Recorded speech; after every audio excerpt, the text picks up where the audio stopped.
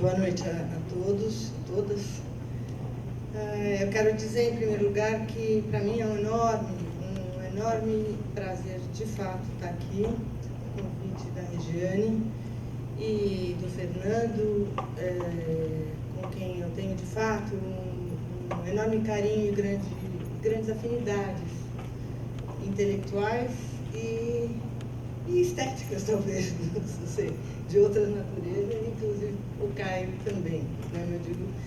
E agradeço também os professores envolvidos aqui na organização, nem todos eu já tive a oportunidade de conhecer, alguns eu já conheço, como o professor Luiz Manuel, a professora Camila, o professor Nilo e o professor Patrick. Muito obrigada por essa oportunidade. Em primeiro lugar, eu também agradeço a apresentação que nós acabamos de assistir do espetáculo de dança, que eu achei que falou muita coisa sem dizer uma palavra. Mas a nossa função aqui é outra, nós vamos gastar muitas palavras, talvez para dizer nem tanto ou nem tanta coisa. Então, eu vou começar explicando um pouco qual que é a intenção de um pequeno texto que eu preparei aqui para apresentar para vocês, que foi norteado pelo seguinte intento. A ideia seria expor uma espécie de exercício, é uma coisa até um pouco despretensiosa, uma espécie de exercício voltado para compreender alguma coisa em torno das relações entre política e conhecimento, ou talvez mais especificamente, alguns dilemas do discurso que se debruça sobre as imbricações entre saber e poder, a partir do Foucault, na medida em que ele se declara um leitor de Nietzsche.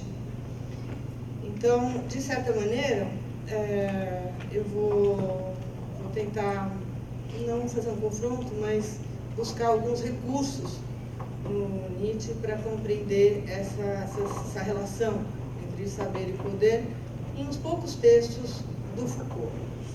A começar pelo o texto chamado A Verdade e as Formas Jurídicas. Então, aqui eu acho que eu posso explicar um pouco melhor qual é a minha ideia.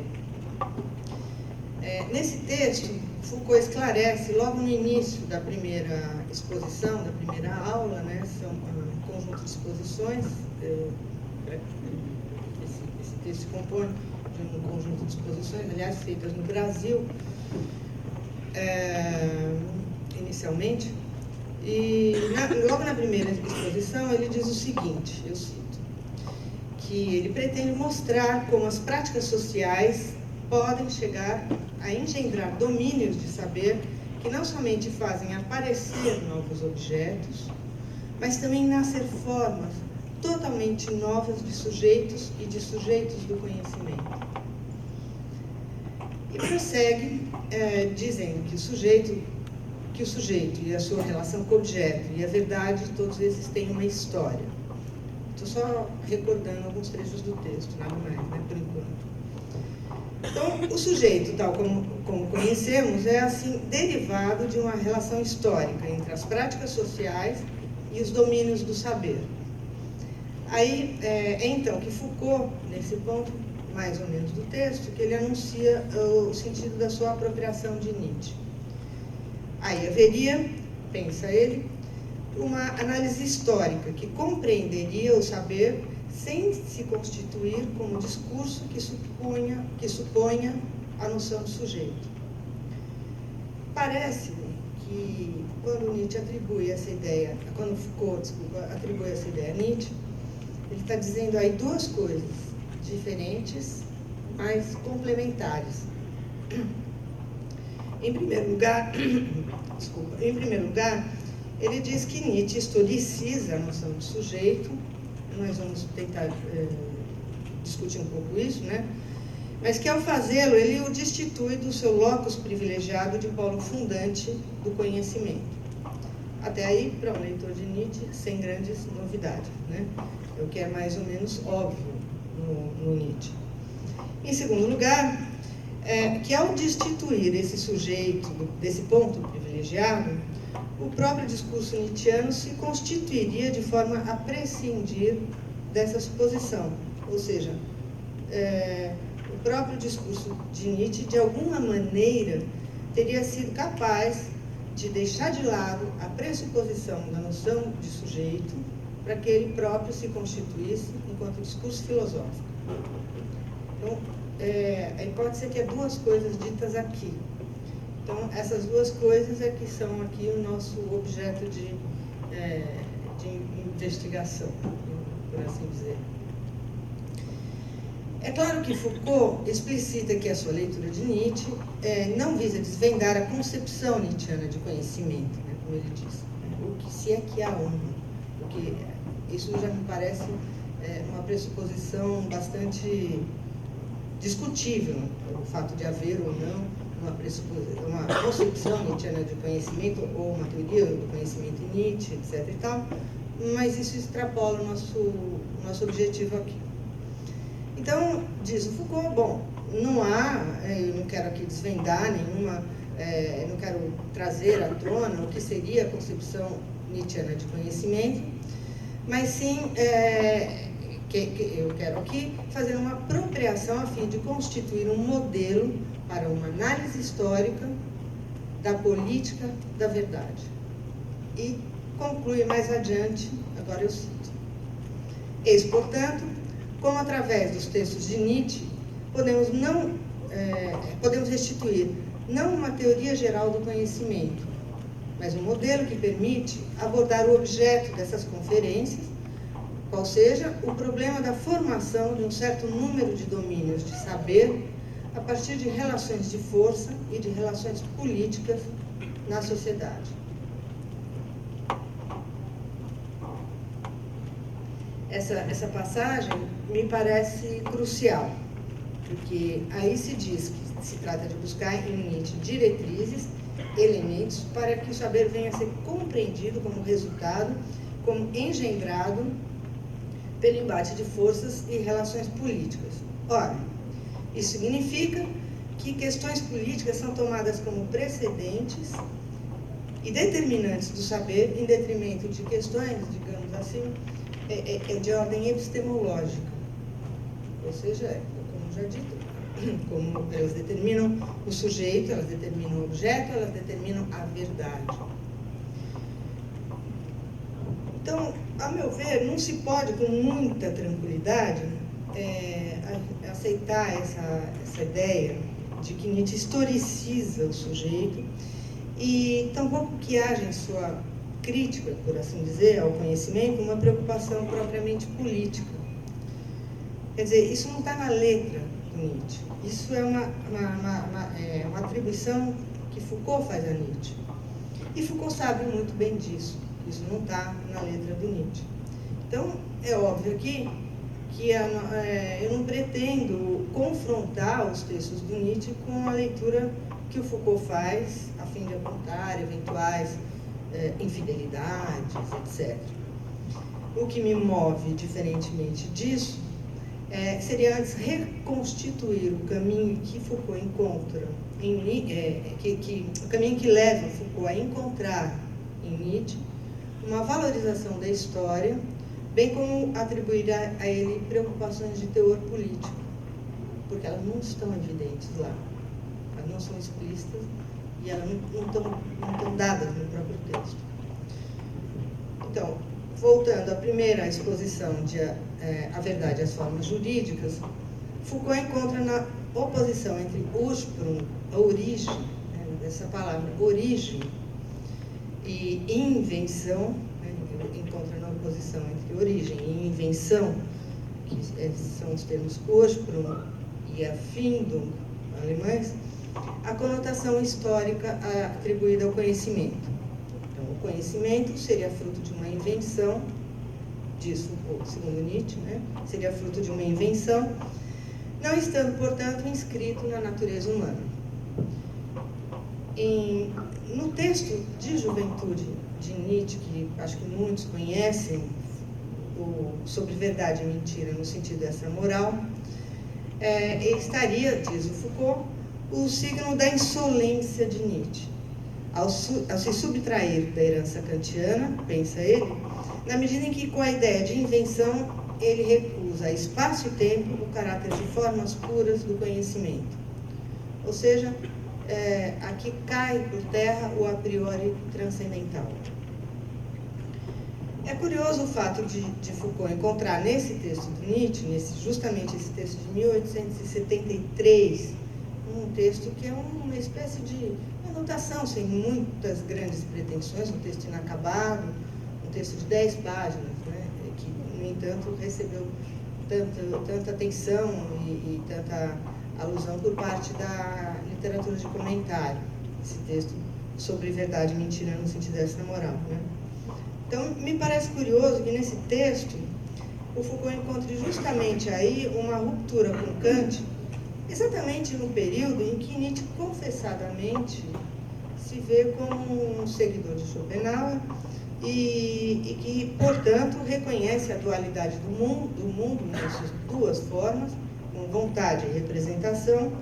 Dualidade essa que todos sabemos é uma reformulação da divisão fenômeno-coisa em si kantiana. Quer dizer, Nietzsche era kantiano aqui nesse texto, ele se via, né, no kantiano, mas Foucault diz, não, ali ele já rompe, de certa maneira, né, rompe com a herança kantiana. Então, me passa pela cabeça que talvez seja por isso que nesse texto Foucault passa rapidamente da abordagem desse texto para outros textos, tais como a Gaia Ciência e a Genealogia da Moral, textos esses em que a ruptura com essa herança kantiana via Schopenhauer é já tomada, assumida pelo próprio Nietzsche, né? Bom, ao final, então, desse mesmo trecho, o Foucault conclui, eu cito: a solenidade da origem é preciso opor, com bom método histórico, a pequenez meticulosa e inconfessa dessas fabricações, dessas invenções. Ele dá muito peso à palavra invenção, em oposição a essa ideia de uma naturalização, uma origem natural, né? A ideia de origem, enfim. Assim, vê-se que a ideia de invenção, que permite a Foucault atribuir a Nietzsche a preocupação com a história, o que é uma ideia um tanto vaga. História aqui é algo que exclui, podemos entender, em primeiro lugar, a natureza humana. Ele diz, o conhecimento não constitui o instinto mais antigo do homem, e não há no instinto humano algo que fosse o germe do conhecimento. Então, não está escrito na natureza humana. Em segundo lugar, e além disso, o conhecimento não tem ligação de origem com o mundo a ser conhecido. E aí eu cito, condições da experiência e condições dos objetos da experiência são totalmente heterogêneos. Pode-se dizer, então, que a história, ou o caráter histórico da noção de conhecimento nietzschiano, segundo Foucault, estaria calcada sobre o fato de o conhecer, enquanto invenção, ser fruto do agir humano sem qualquer determinação da natureza interna ou externa, sem nenhum fundamento ou condição a priori, quer fosse dada pelo sujeito, quer fosse dada pelo objeto. São duas rupturas com a tradição. A primeira é o desaparecimento da relação entre conhecimento e as coisas, então não há mais essa garantia. E a segunda, o desaparecimento, e é talvez a mais importante, o desaparecimento do sujeito uno e autônomo, embora ambas estejam interligadas, né? A imagem do conhecimento fica então, né, na imagem dada pelo Foucault, fica como o acontecimento imprevisível e casual, momentâneo e fugaz. Como, para usar a imagem dele, a faísca no toque de duas espadas.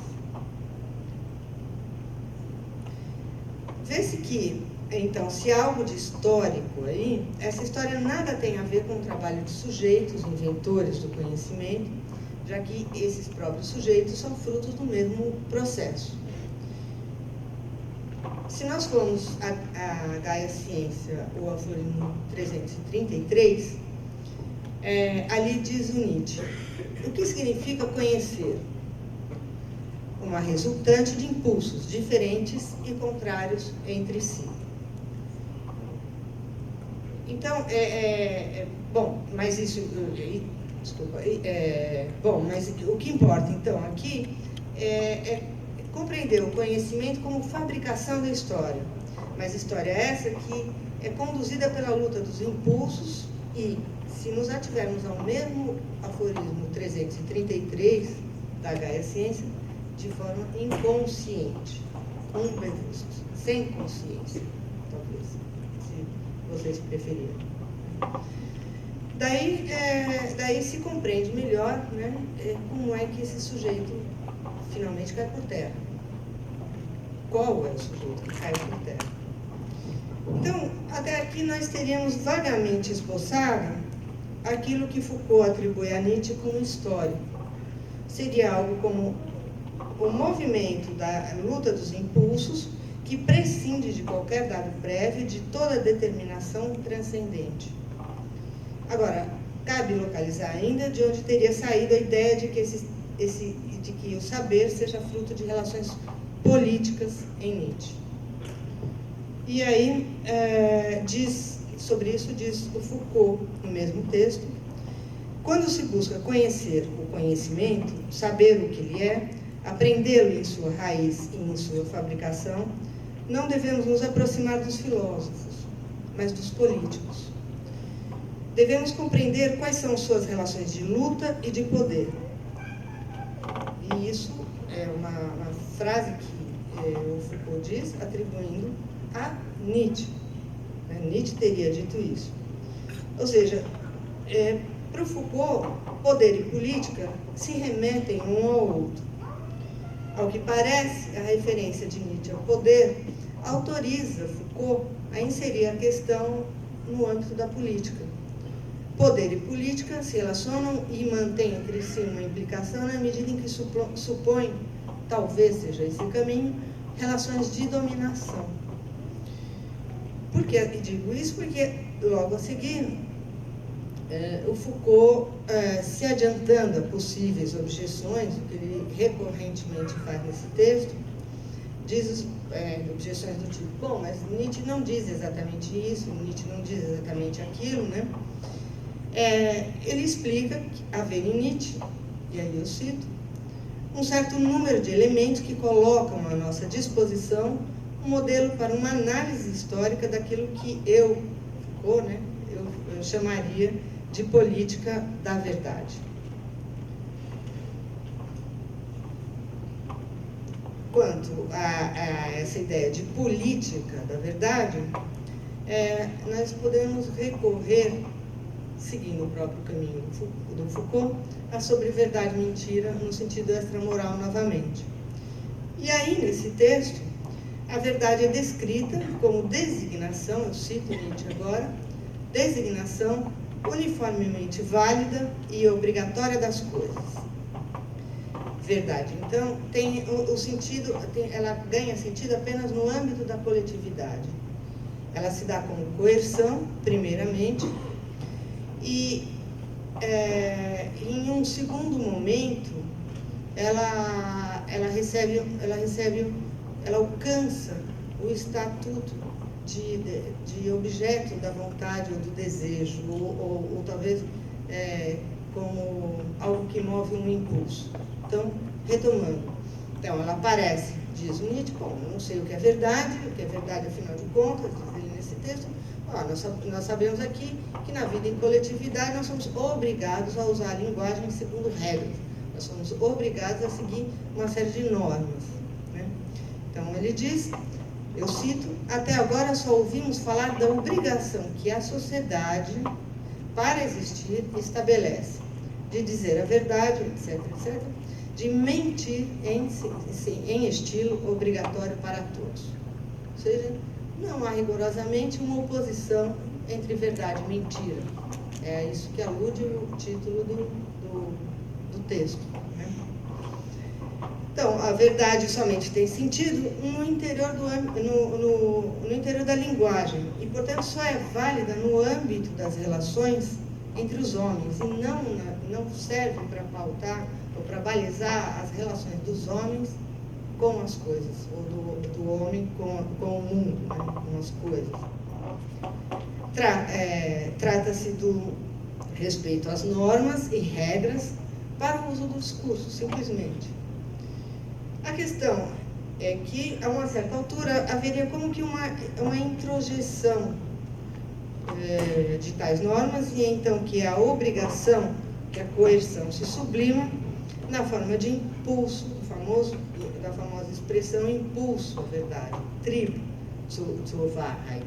O Trieb é uma palavra curiosa, porque o Foucault fala constantemente em instinto, né, sobre esse texto, quando na realidade, nesse texto se encontra uma expressão muito mais interessante, a meu ver, que é a noção de